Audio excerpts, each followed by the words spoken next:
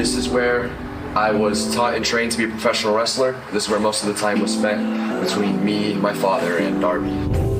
6 months old, I was in here with my dad and started to train seriously, 9 years old. And I walked up to my front door and I opened the door and right there was my mom. And she took me down the driveway and took me into this garage and sat me down on this apron exactly where I'm sitting right here.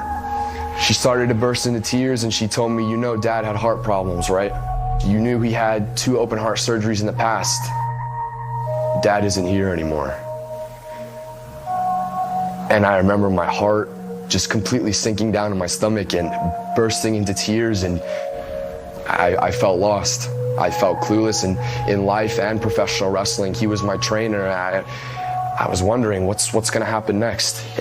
I no longer have a father figure.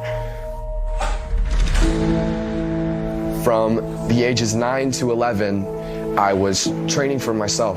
I wanted to learn how to be a professional wrestler so that I could one day perform and be a professional wrestler. But once my dad passed, obviously I still did it for me, but I felt like it is for him, and I want to continue his last name and the family legacy that I feel like was left with me.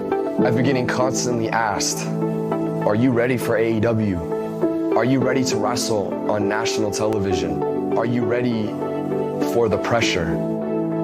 Yes, of course, I've been ready to do this my entire life. Ever since I stepped in the ring when I was 6 months old, I knew I was ready and I knew professional wrestling was meant for me.